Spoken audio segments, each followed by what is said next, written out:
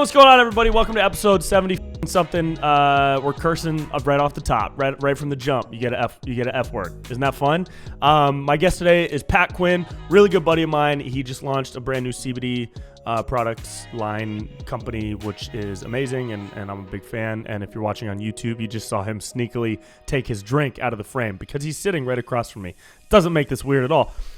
This week's episode of the podcast is brought to you by Magnesium Breakthrough from Bioptimizers, my favorite nutritional supplement company. I take a ton of their products. Their digestive enzymes are awesome. They have a great line of probiotics, and the one that I mess with the most is Magnesium Breakthrough. I take it after workouts. I take it before bed at night. Magnesium has been scientifically proven to help with inflammation and reduce muscle tension, and will just overall help you stress less. Get 10% off at magnesiumbreakthrough.com/Brent Pella, and they'll send you a free gift if you order a couple bottles. Highly, highly recommend it.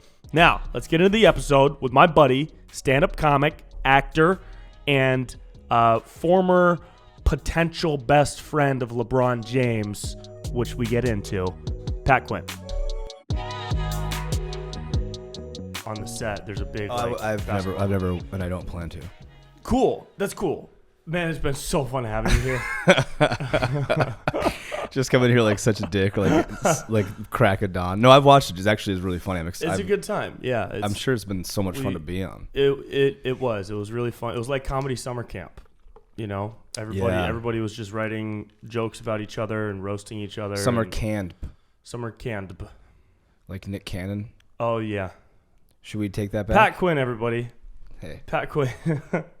I guess we should explain context for our fun wardrobe.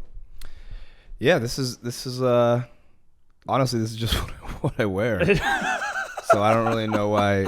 I don't really know what we need you to explain.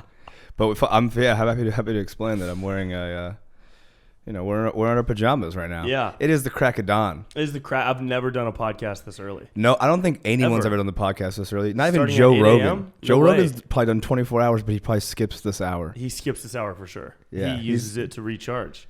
This is a recharge hour right now. I woke up, I'm dog sitting right now. It's something that I've been doing lately.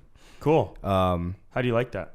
It's fine, dude. You know, honestly, I don't even know why I said it like that. I think this is what's going to happen is that it's so early still that my brain is not going to be able to fully like form the jokes that I think are right. They're going to come out, but they're not. It's just dog sitting for a buddy, but it's a little wiener dog. Oh, dude, I love Wiener Dogs. Yeah, you know, they're so silly. They're very silly. They're silly looking. They're so silly looking. All right, man. This is gonna be an unpopular opinion, but I don't like. I can't Doge dogs. The Doge dog. The Shibas. Shiba Inu. What's the other one called? Those little fuckers. Corgis, dude. I don't like corgis, and I'll go on record with it. That's fine. You can go on the record. I hate their whole body shakes as the butt. The butt goes from the butt to the neck, and that's what everyone's like, oh, look at their butt. It's like, no, that's their whole body shaking. Whole body is a butt. I don't like it. They're also really mean to other dogs, specifically. Yeah.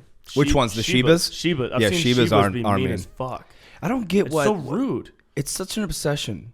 There's a woman on my block who has 4 Shiba Inus. I think it started in Japan because they get really obsessed about pets in Japan. I thought you were going to say like they speak Japanese or something. I was like, oh shit. No, but I think that's where the Shiba obsession began. Oh yeah, I'm pretty sure it did. Yeah. I don't have any credentials. no way to back that up. It started in Japan. No way to back that up. Yeah, dude. I've always loved Wiener Dogs because they look so silly and dumb. Yeah. But a corgi is like a big fat wiener dog. That's just a butt.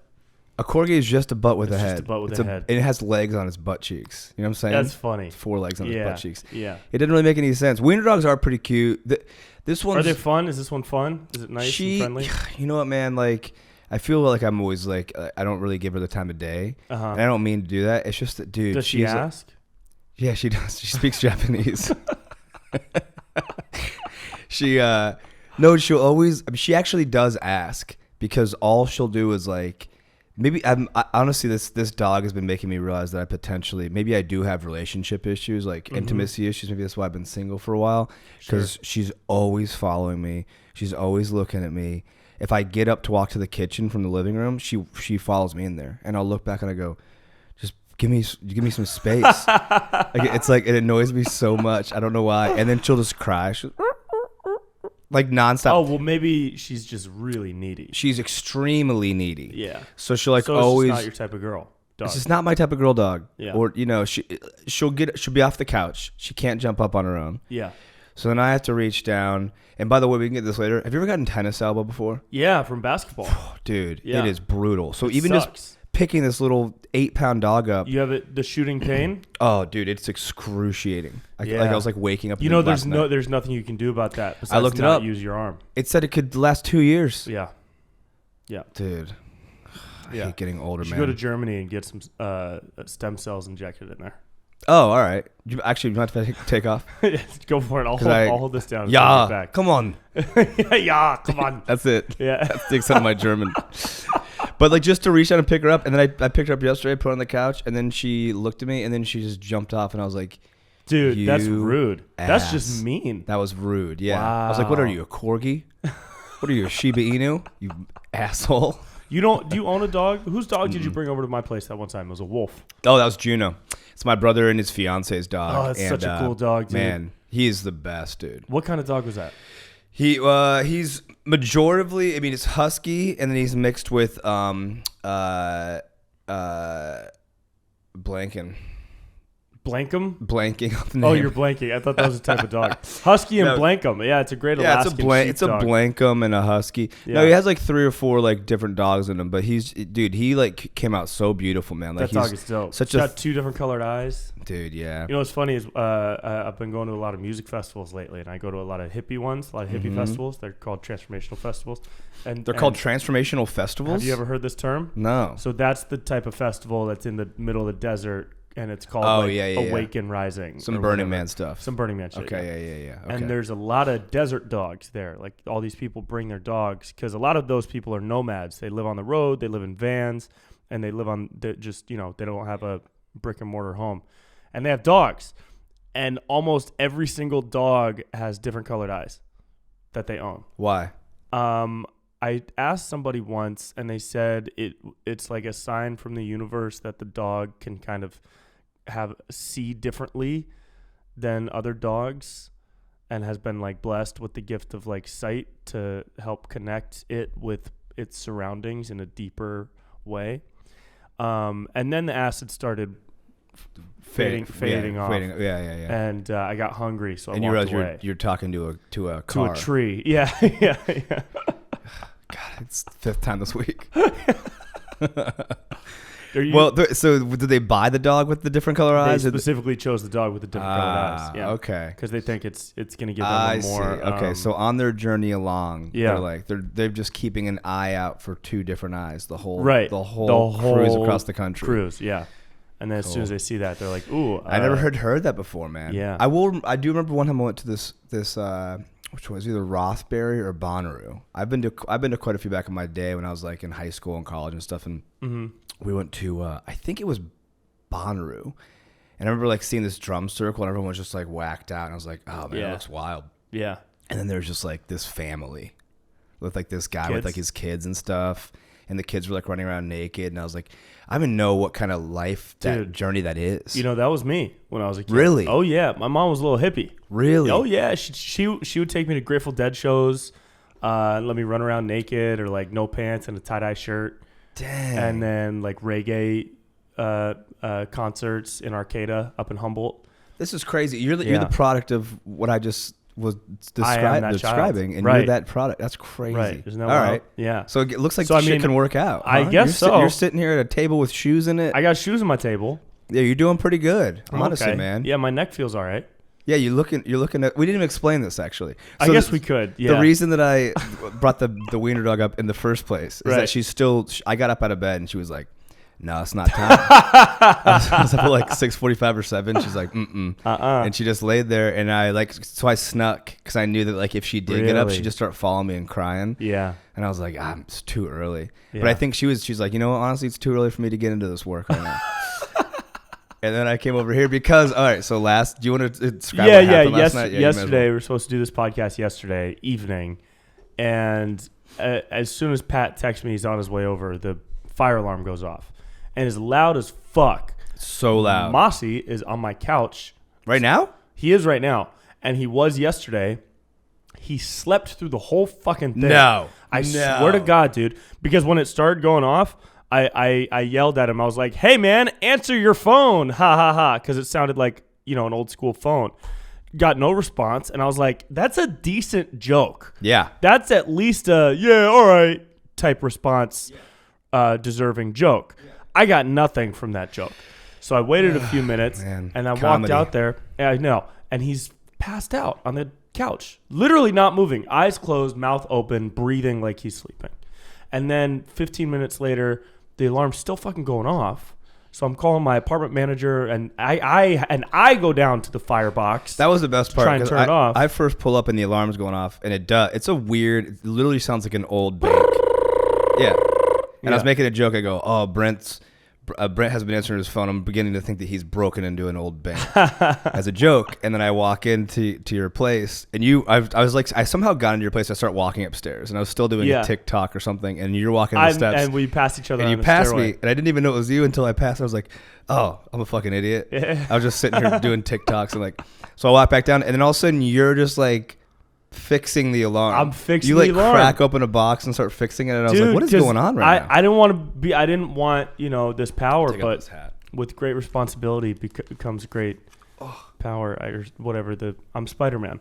Am I Ben? Am I dead? My Uncle Ben. My roommate watches that movie like once a week, dude. Some people just the original. He watches all of them, dude. I call him Top 10 John because he watches the same top 10 movies. The top 10. Really? But I make a joke with him because he will watch other things, but he watches a lot of classics. If you want to, John the photographer as a classic. That's Johnny. That's other Johnny. That's Johnny. Not to be confused with John. Okay. Drop the E right. or the Y, the NY. Mm-hmm.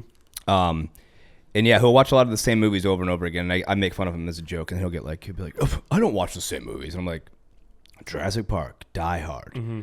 Spider-Man. It's like, oh wow. And dude, he's like a Marvel fanatic. Yeah. Morgan will go over to my house all the time and watch. Morgan is a crazy comic Morgan's book a movie Marvel guy. fanatic. Yeah. But they used to come over and watch like whatever the newest Marvel show was. Like, they watch the shows too. They watch the shows together. Wow. So I just show up at my house and Morgan would be there and I'd be like, I didn't call you, just like protecting friendships. I'm like, you stay away. That's hilarious. But they would just watch the Marvel shows. Are you a Marvel guy at all?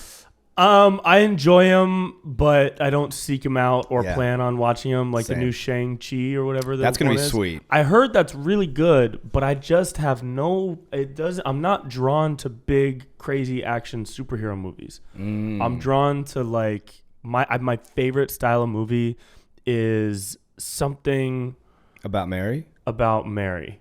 Just movies that And something's got to give. And other movies with the word something in them. something's got to give. Who was in that again? Was that like Travolta or something? Yeah. I really love a fresh take on a sci-fi thriller. So Midnight Special with Michael Shannon. That's pretty cool, yeah. Fucking awesome.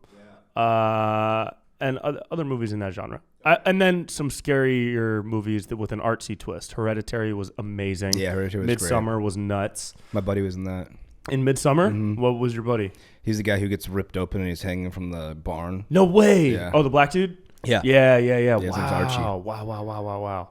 Good for him. Yeah, that was a cool role. He's good. He's in a TV show right now with my brother's fiance, Juno's mom, the dog-eyed dog sat.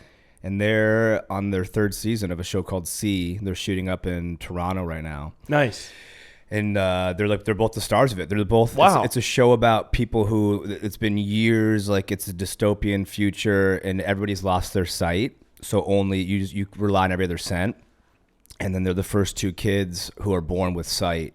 And Jason Momoa plays their dad. He's just this big beast. And then the new season is Blind Beast is Jason Momoa and dude, my brain is not. Is this already out? Right it's now. Okay. It's It's literally it's like 8 in the morning. Yeah. It's already out. They're out. They have season 2 is just being released right now. So on what platform? Apple Plus. Okay, cool. So I think they're on like episode 3 comes out on Friday for season 2. It's good. This new season is I'll watch that. Sweet. Yeah, that's great, dude. That's awesome. It's really fun. Yeah, I like those movies. And then I mean, obviously comedy, but bro, Do you watch a lot of movies? Yeah. I watch a ton of movies. Mm-hmm. I average like 3 a week sometimes. Sometimes 3 to 5. Yeah. Depending on the week. Do you just watch movies at night? When I watch movies at night because I work. I give myself like these 12 to 14 hour work days where I'm in here from 8 a.m. to 9 or 10. Yeah. But I have a hard rule for myself to close the computer at 10 p.m. Good. Otherwise, I won't stop editing until like 3. So I have a hard rule, and then I'm like, I don't know what to do, so I go chill out and I watch a movie. And I love filmmaking. I love everything about movies. And what I've noticed over the past couple of years is my favorite genre, obviously, is comedy.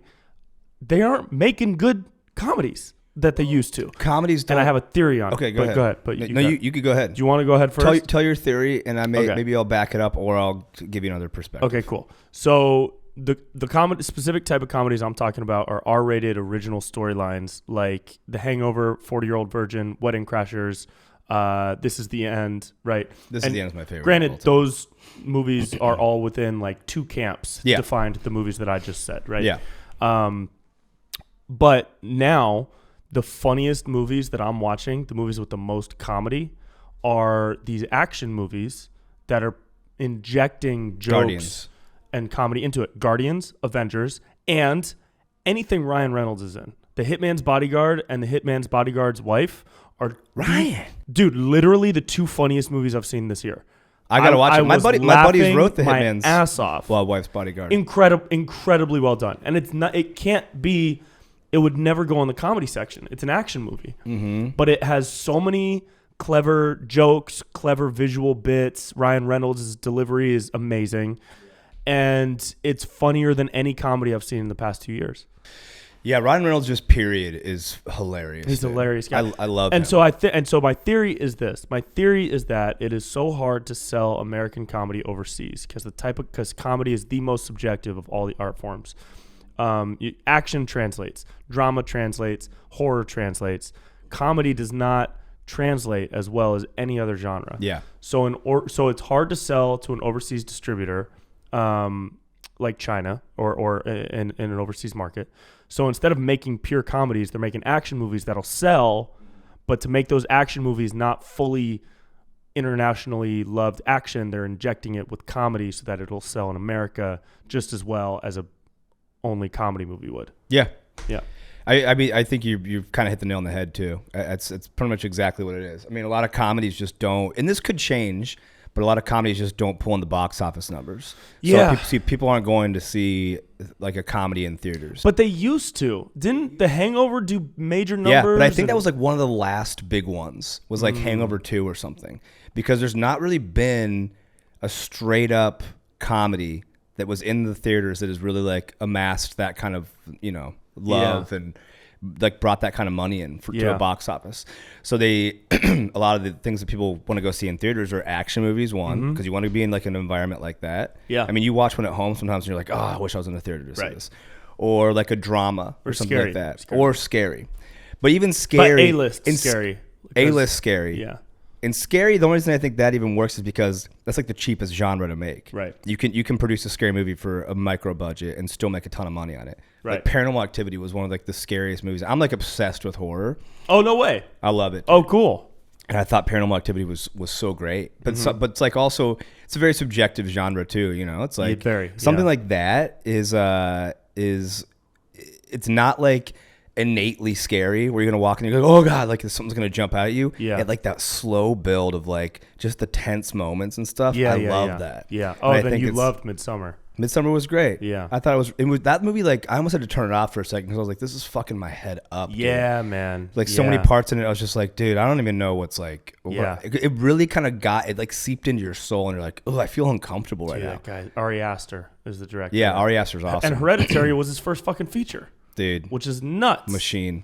Nuts. That's so crazy. Hereditary was. I mean, I like to not watch trailers sometimes. Me just too. to go into something. Yeah, with no idea. Yeah. And I didn't watch the trailer for Hereditary, and I mean, dude, I don't want to spoil anything. I mean, whatever. But like that movie, just like I thought it was gonna be about this little girl, and it was like a whole different thing. Oh man, they went hard in that movie. Man, they went so hard. Yeah, that was freaky. Yeah, that was cool. Yeah. Yeah.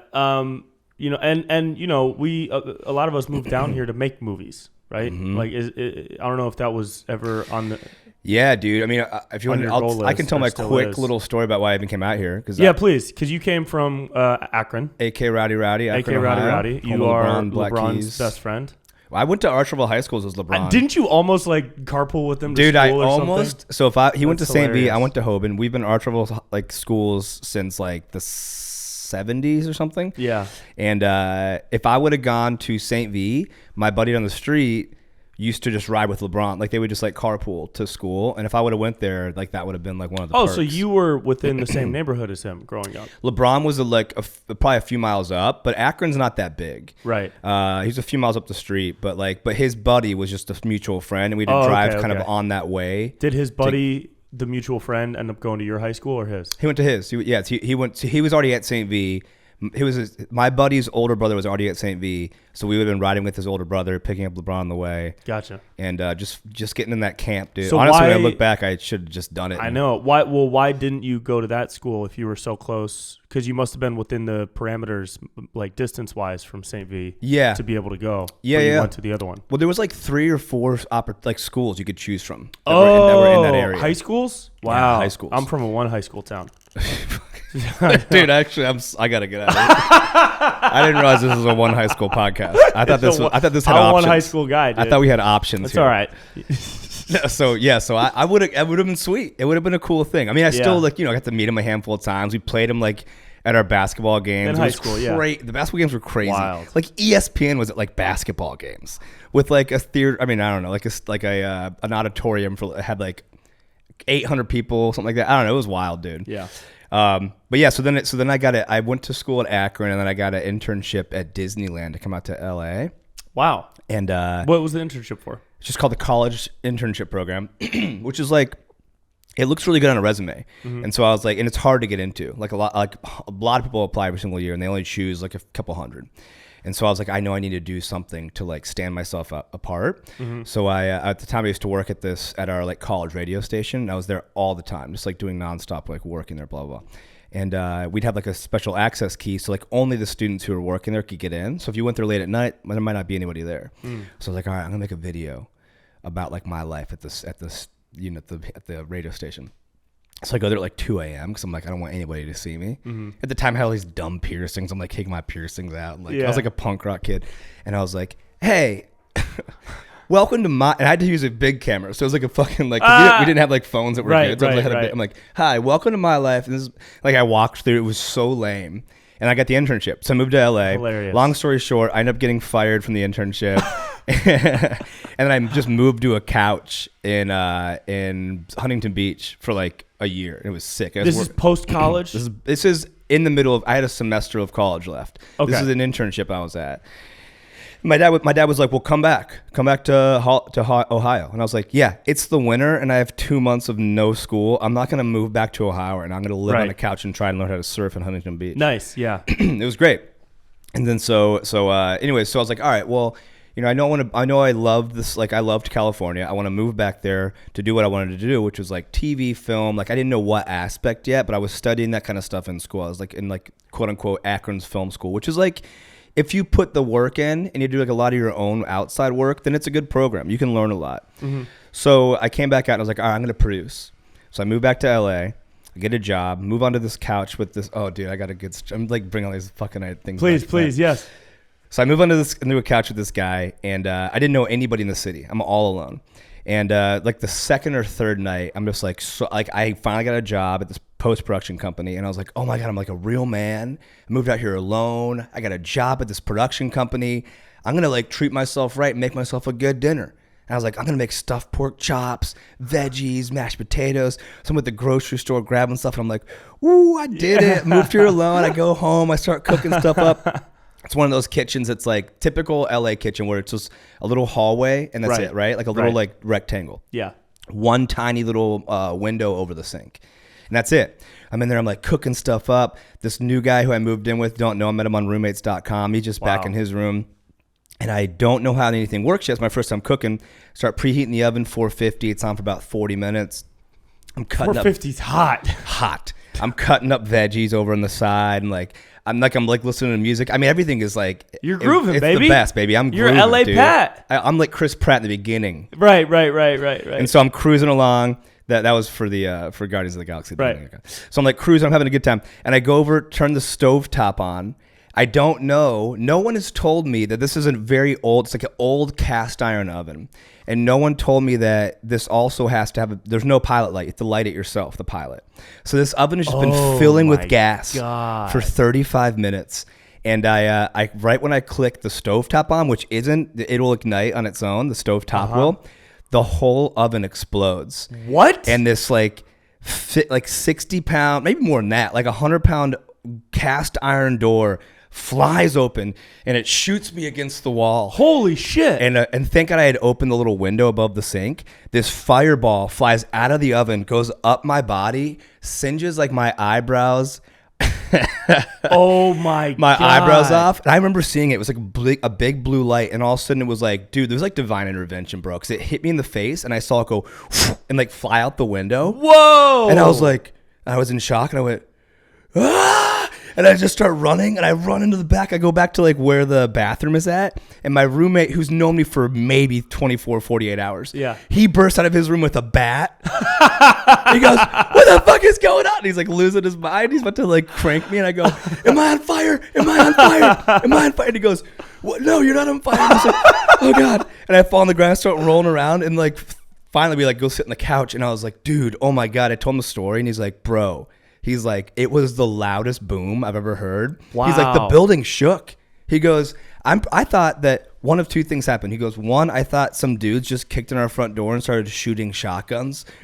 He's like, I thought we were getting robbed. He's like, or two, I thought a semi-truck had run into our building. And I was like, no way. Oh my God. And then all of a sudden a neighbor from a couple doors down comes and knocks on our door, and we answer the door, and she goes, you guys feel that earthquake? And we both went, yeah. That was a big earthquake, nuts. man. I got a bat to fight it. Yeah, I was gonna fight the earth, fight man. the earthquake. I'm gonna push those plates back down. Push those plates back down.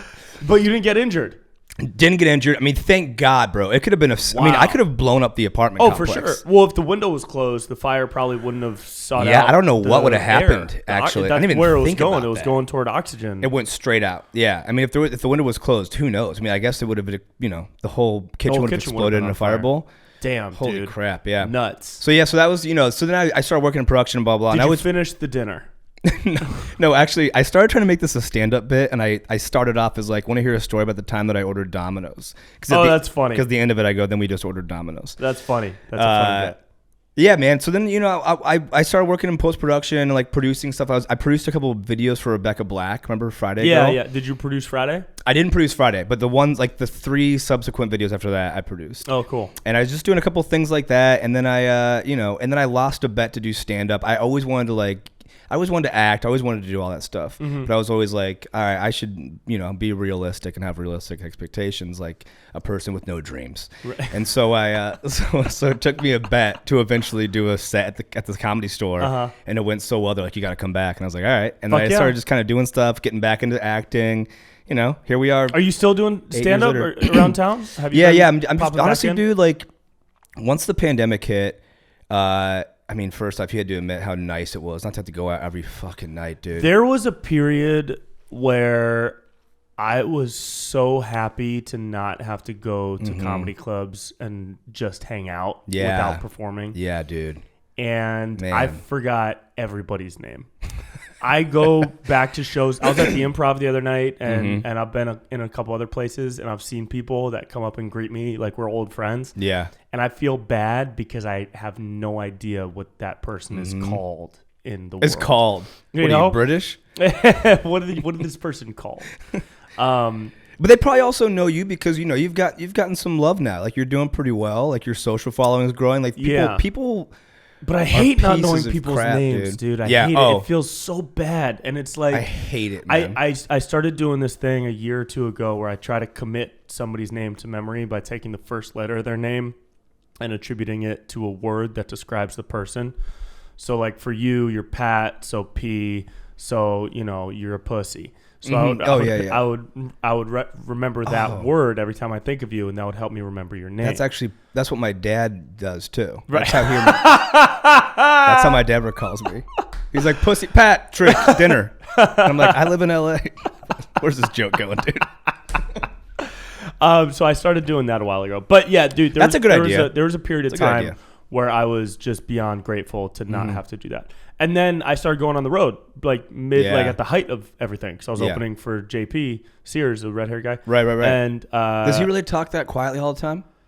He's very mild mannered. What a gentle soul. Very gentle soul. Yeah. You know, he'll get enthusiastic from time to time, but he's very he has a lot of equanimity about him. You know, good word. Do you like that word? Yeah. Let me just look it up real quick. He's very stoic. He's very mellow man. That's great. Pleasant mellow man. Mellow man? Yeah. It's 8 o'clock. It's 8 in the morning. I don't know all the adjectives yet. They haven't come into my brain. Okay, cool. Right. But yeah, I've already forgotten dogs. During the pandemic, we're talking about that. Yeah, it was just nice to not have to be somewhere all the time. Yeah. I mean, I think there were some people. I mean, clearly the pandemic has still ruined millions of lives, and it's still is still causing havoc. And of course, but that aside, we can look at the. It was nice to just chill. Silver lining. It was so nice. Yeah, that was the silver lining for sure. And I think that I realized that I love stand up. I'll never quit doing stand up. I mean, there's nothing like being on stage and getting that audience applause or like that, like that applause break or like that, just that laughter. It's like, it really feeds you. You know what I mean? Yeah. And once you started to get it, it's an addiction. Like you want to keep going back for it. It's a drug. But I also realized that I think I put a lot of what I wanted to do into that. And I really love acting and I want to continue acting and I want that to be the number one priority. Like that's what I want to do. Awesome. And I've been taking a lot of acting classes and stuff. I just finished Leslie Kahn's class, which is How was that? Great, dude. She's awesome. I mean, people are gonna. I don't know. I thought it was good. Yeah. The intensive was 2 weeks every single day for 3 to 6 hours a day, every day. That's it was a lot, crazy. dude. Yeah, some of the classes in LA are really nuts. I mean, Groundlings took over my whole fucking life. Oh, dude. That was Groundlings is wild. We could do a whole podcast on sure, Groundlings, but sure. That's great. So are you back? Yeah. Are you because you run a show? Yeah, so that show, I don't know what's going on with that show because that was at the store, at the comedy store. And I don't know what they're planning on doing with that because I don't know if I don't know, is every day back yet? Are they back on Tuesdays and Wednesdays? The Improv is. I was just there Monday. Yeah, I got to start going back to the clubs. It's been a minute since I've been out to the clubs. I think the only club I'm going to go to is the Improv. Oh, yeah? Yeah. The Improv's got a good hang. I hung out with Rita the other night. Yeah, Rita's cool. She's the best. Yeah, she's great. And the comedy store is it's very cliquey and... well, they're all pretty cliquey. Except for the Laugh Factory, who equally hates everybody the same. Exactly. Yeah, for sure. But I love the Factory. But the Improv... I've never really felt like the Improv was cliquey, but I don't know. Maybe I just didn't spend enough time don't even there. mean the clubs necessarily. I just mean the people. Scene. The scene has a lot of clicks to it, and it's at the same time, it's man, we're all in the same. Most of us are in the same boat. Yeah. And it's I try to be nice to everybody. I will say that there are times when I would get a little bit in my own head where somebody's always, this happened to you probably as well. Someone's always hey, my son's friend's trying to get into stand up or and he's like, can he talk to you? And I'm like, yeah. I mean, honestly, I used to just... That happened to me 2 years ago. Oh, dude, I've done it so many times. I did the phone call with the person. Oh, dude, I'll always do it. I'll do a FaceTime. I'll do anything. I'm 100%. happy to have a conversation about it. I just don't want somebody to come in there and think hey, here's the easy road. It's no. You got to go to Mike's every day. You got to be tired as shit because you're working 2 other jobs. I mean, that's just the way that it's going to be. Yeah. And that's the way that I did it. That's the way we've all done it, is we've all come up by going out there and testing stuff out at a crowd who does not want to be watching you. Yeah, I always they don't know you. They don't like you. No. They don't want you to be there. And they don't want you. You're making them wait to get to their turn. That's all you're doing. Right. Yeah, I mean, dude, I actually did an open mic for the first time in years, maybe 2 years. Where'd you do it? I was in Vegas for some work. Last week, and I was I hit up Brady Matthews is in Vegas now, and I was love Brady. He's a great guy. So man. Funny. He's great. I should get him on the podcast. You should get him on the podcast. He's living in Vegas now, so you have to time it out. Is he still doing stand up? Yeah, he is still doing stand up, but he's got his kid now. He's got a kid and a wife, I believe, nice. Or at least he's got a hot wife, I think. Yeah, she's a babe. Yeah, good for him. Well, I've never met her before, so if she listens to this, she definitely listens to my podcast. We know what you look like. Yeah, we're checking you out. But yeah, he's great. So he like got me a couple shows, one of which I didn't really. I don't know how Vegas really works as far as like just like outlier shows. Yeah. The first one was at a bar and it was fine, and the second one was like literally, I'm pretty sure it was just an open mic. There was like 6 people there, and I was like, well, I'm still gonna do it. Yeah. And I got on stage and like it's one of those audiences where everyone just kind of stares at you, and then you're like, oh, I would get anything to get off the stage right now. Yeah. Yep. 100%. Then you get after you go, we got to go now. Yeah. Where's the exit? We have to go now. The only laugh I got was when like someone flashed a light. I go, thank God. And everyone's like, yeah. Everyone's funny. like, that's funny. Self-deprecation. We relate to that because we also want him to not be here right now. Yeah, dude. I the open mic days for me, I think, are done. Oh, dude, no, I'm not going back. I'm They're not brutal. going back. I'm not going to. The Tuesday at West Side, I don't think I'll do that. That was a really fun time. That was the most fun one. That was a good one. The Tuesday at West Side Comedy Theater was the best one. I think I'd only do that if I was taking the bullet. Yeah. Just in and out. Yeah. That was good. And then the Saturday mic they used to do was also really good. It was like at noon. I never went on to Saturday. That. Oh, really? It was good? Or no, maybe it was like at like 3, but it was really good. Cool. Because you get there and like, have some drinks as a Saturday, and if you didn't get up, then you just kind of go out and hang out with some friends, whatever. But we used to always go do like little workshops at the library before. Oh, like, cool. They had like a little like whiteboard. We would go on there, work on our jokes together as like a little crew, and then go back to the mic and then that's fun. Test some stuff out. So you are dipping in and out of that. I don't want to acting. I don't want to make it seem like I'm not doing any more stand up. I still love stand up, and I'm doing it like 2-3 times a week probably now. That's great. I'm kind of at. Yeah. Can I ask about the CBD Company? Mm-hmm. So you can ask about the CBD Company. That is super dope. I'm actually wearing. I got our merch on right now. Don't do that. That's gross. I'm doing it. Don't do that. I'm doing it because look what it says. It's not even. It just says happy, dude. Oh, that's so cool. All of our stuff just says happy. I love the brand. Here, man. Actually, you know what? I forgot. I almost forgot. Thank God you said something because I did. I brought you some gummies to try. No way. Yeah. Thanks, bro. Yeah, dude. Elate CBD. And it's upside down on here. How cool is that? It really? Yeah. Wait. Yeah. No, that's what we did it like that. I thought that was on purpose. We did it. No, it is. It is. We're cool. The label's upside down. That's a style choice. No, I love the brand and the Thanks, man. The aesthetic of it. It's been a while to dial in. We just want to make it clean. Tell me about the journey here. So the journey here has been, let's see, my buddy and I, his name is Jake Myers. He's since moved to Chicago. He's from Ohio as well, but we met out here in LA.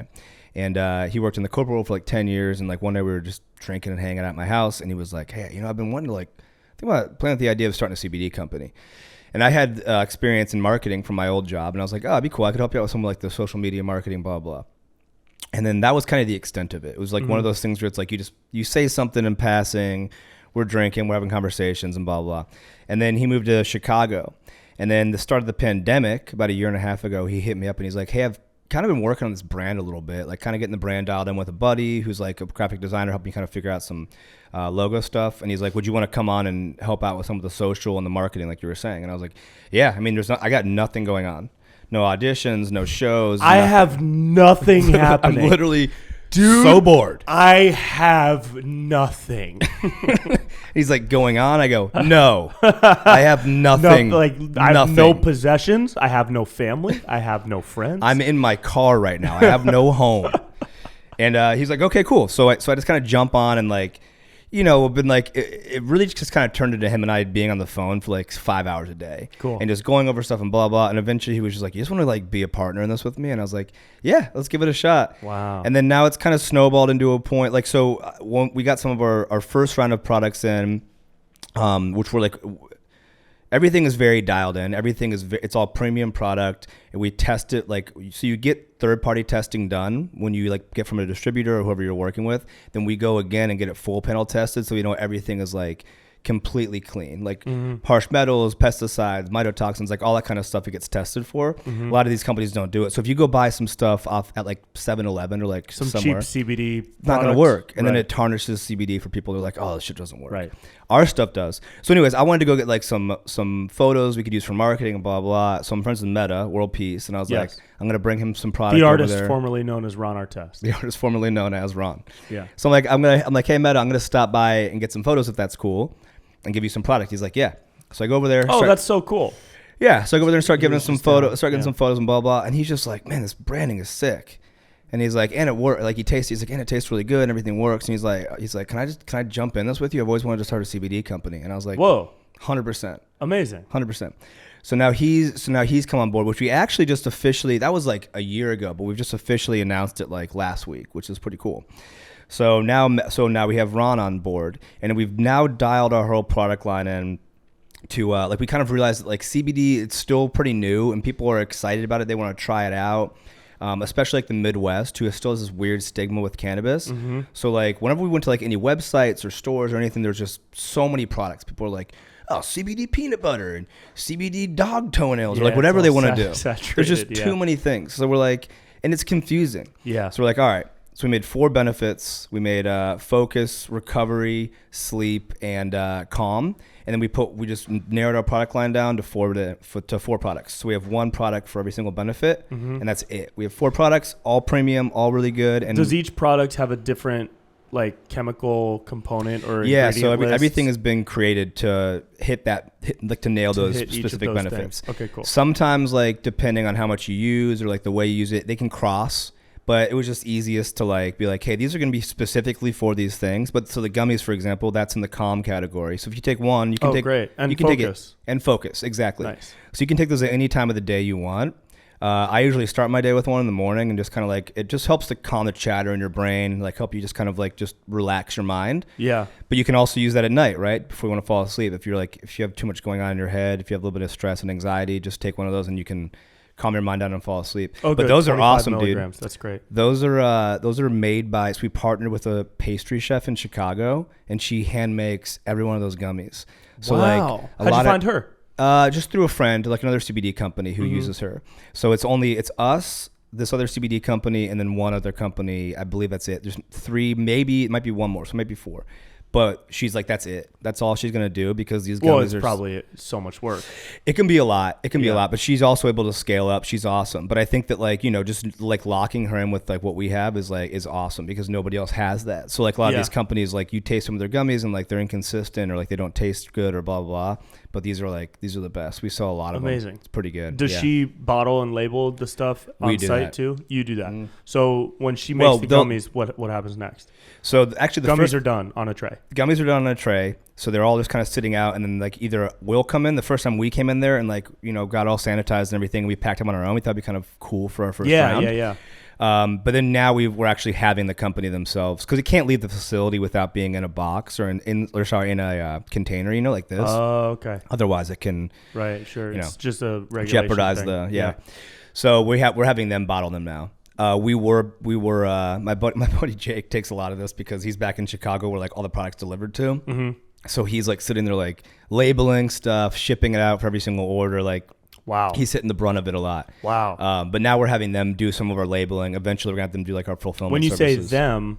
it's this company that we're working with. Sorry, the lady who's doing the gummies, she is housed by the company who we've also been partnered, like who else we're working with. Oh, so they're like an umbrella company where they kind of... Yeah, I'm not explaining it very well, but essentially this one CBD company we started becoming friends with.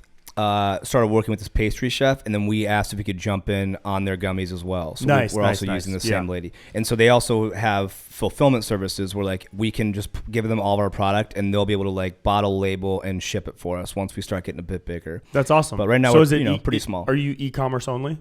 We're e-commerce. We're in a couple stores in Chicago, a couple on the East Coast. I'm trying to get us into some here in like the SoCal area, but like it's so saturated, dude. Even with Metta's name, people are like, cool, man.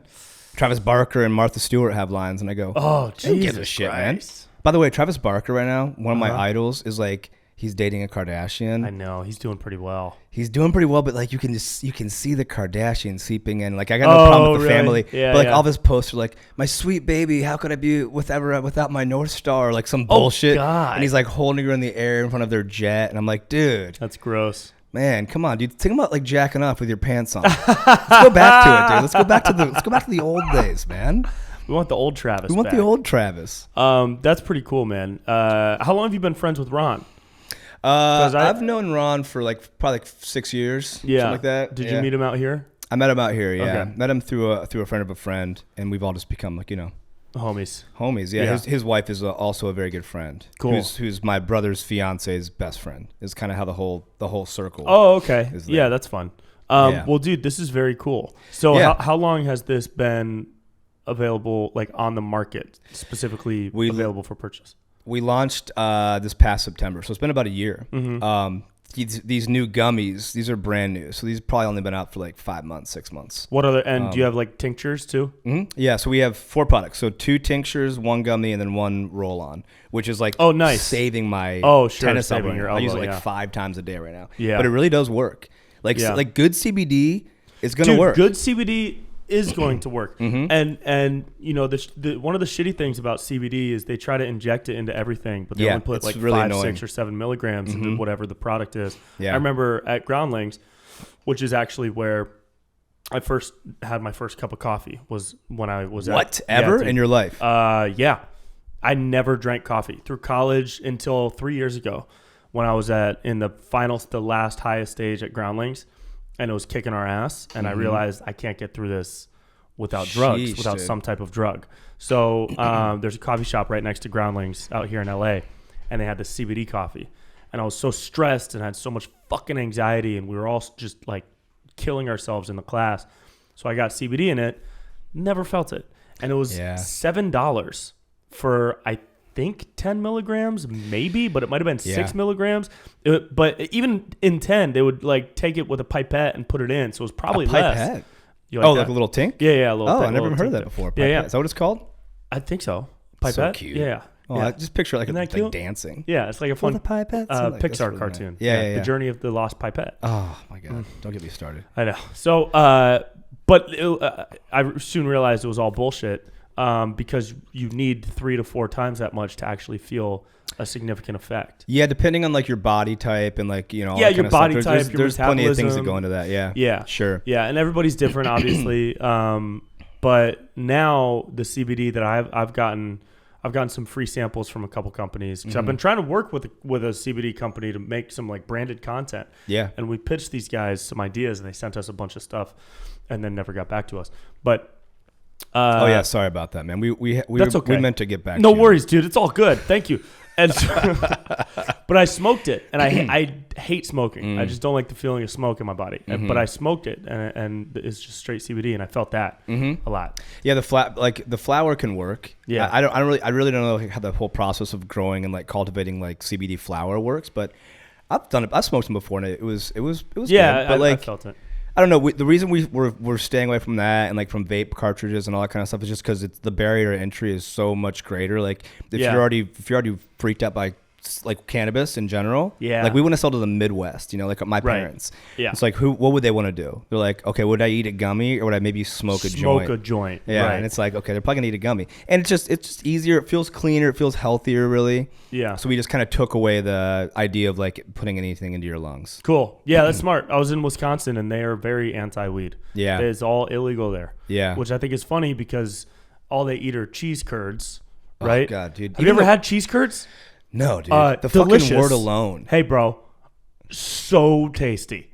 Listen, I'm not saying you're wrong. It's a once a year type deal. Unless you work at a curd plant. They're still in there.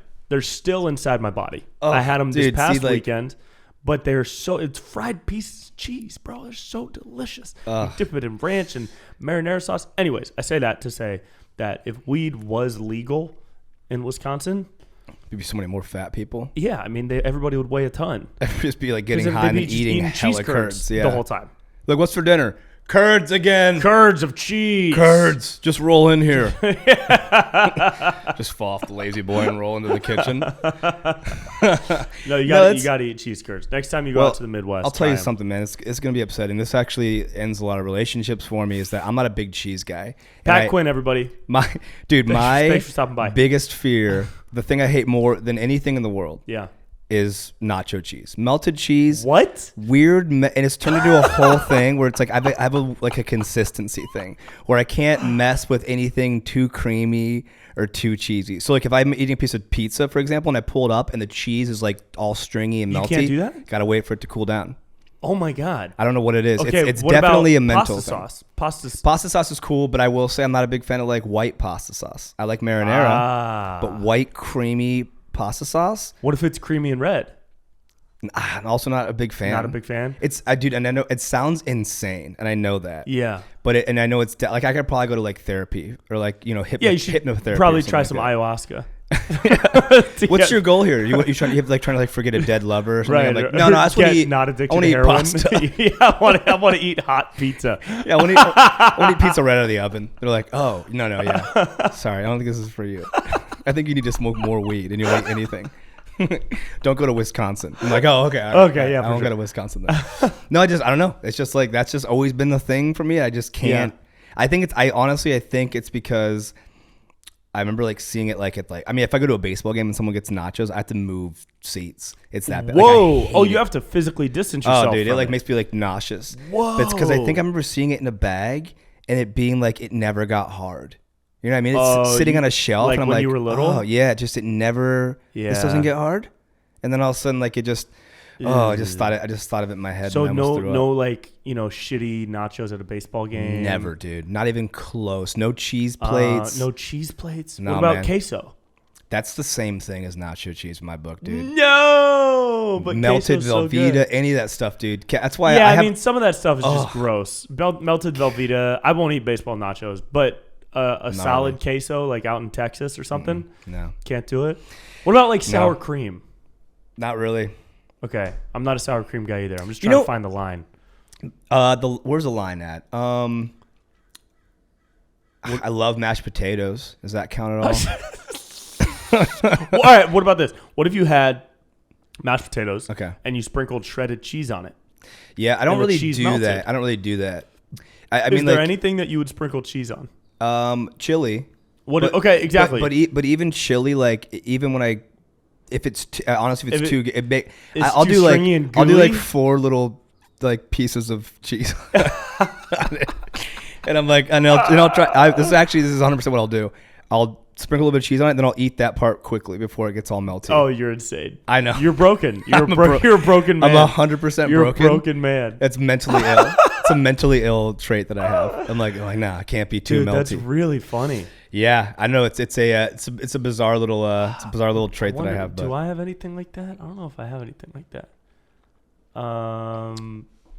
I don't think I have anything like that. You've probably got something. Probably something. You'll recognize it. Next time it comes up, I'll yeah, like you don't like to drink anything wet. You're like, actually, I only inhale dry.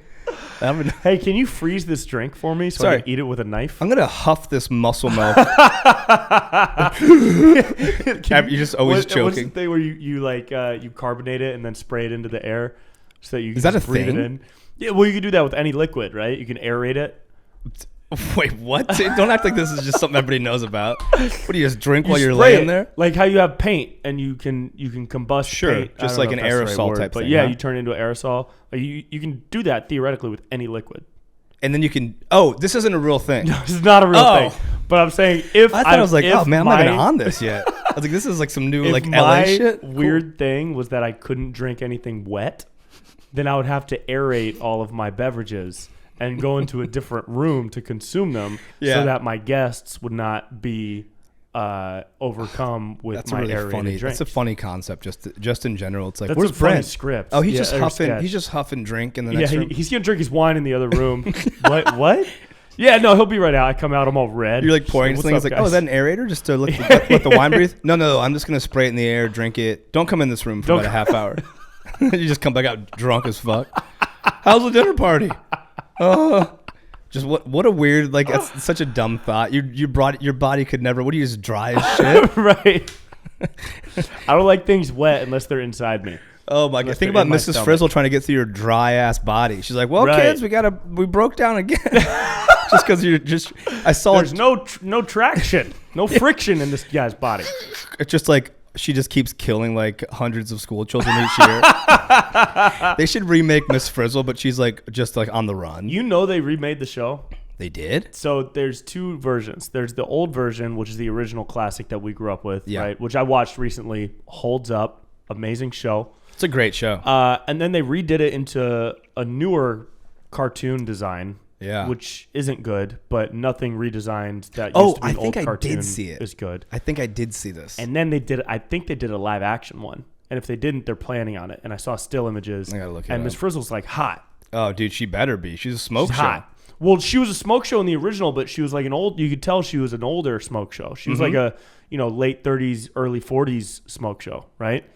But now, see what you find. Because I'd be curious how old. Oh, Elizabeth Banks. This is 2020. Elizabeth Banks will play Miss Frizzle in the live action hybrid adaptation. Okay, that's not bad. School Bus. I think they made her young and hot in the new cartoon. So I would actually be down for Elizabeth Banks because she can get wacky. Do it. Yeah. She gets pretty wacky. Make mistakes. Yeah. And whatever she says. What was that movie she was in where she just kind of goes like a little batshit crazy? Elizabeth Banks. Name Elizabeth Banks movies and I'll know. Pitch Perfect. Wasn't she in Books? Not Booksmart. Yeah, Books. No, not Booksmart. But she's just like ha ha. I just remember her in that scene. Oh, that was in 40-Year-Old Virgin. Yes, exactly. So that Virgin. yeah. So see, I think she can get really weird with it. Oh, dude, she's awesome. She's quite versatile. I'm a fan. And she's a good director as well. She is. She's directed awesome, a couple dude. things. Yeah. She directed Pitch Perfect. I think she did number 2 and 3. I really like seeing when actors direct well. I really don't like seeing people direct who think they can do it and then it sucks. Like Machine Gun Kelly, I think, is directing a movie now. Angelina Jolie directed something that wasn't good. Oh yeah, but she's been around forever, so she'll get better. That, but Machine Gun Kelly. Well, dude, Jason Bateman's a great director. He's a fantastic director. Ozark was sick. Ozark was great. So was the Stranger. Oh yeah. I didn't see that. I forgot about that one. That was good up until the end. The last couple episodes were kind of a bummer. Did you watch Knock Knock with Keanu Reeves? No. What? Dude. What is that? I don't really want to ruin it for you because it is a movie? Just like it's a movie. Oh fuck yeah, okay. It's I mean I thought it was gonna be like a horror, but it was. I love Keanu. This is a movie. Go into it knowing that like what the hell? Yeah, what I just watched, and the end of it. I don't want to ruin it now because I was like excited to talk about it because you should just watch the end because you're gonna go what the fuck. It's great. So just watch that. That's all I'm gonna say. Okay, don't say anything else. I'm not gonna say anything else about it. Also, we just hit perfect time, dude. Perfect, dude. Yeah. Knock Knock. Knock Knock. Everybody go watch Knock Knock. Where can people check out your CBD? You can go to elateproducts.com. Elateproducts.com. I'll give you a code too if you want to put a code up and then people can use it. Yeah, and I'll put it on my Instagram. We'll do a swipe. And if you like it, man, we can send you some stuff. Cool. Yeah, that'd be rad. And I truly have been looking for to partner with a CBD company because I'm a massive CBD fan. Oh, dude, great. I believe in it so much. Cool. Pat Quinn, everybody. Hey guys, this is fun. P Quinn Comedy on Instagram. Like I'm Pat Quinn. I'm Pat Quinn on Instagram. That's it. Right. P Quinn Comedy is a different. That's Patricia. pquincomedy@gmail.com. Right. Okay, great. Go ahead and email me if you're a Pat fan. Quinn, everybody. Thanks.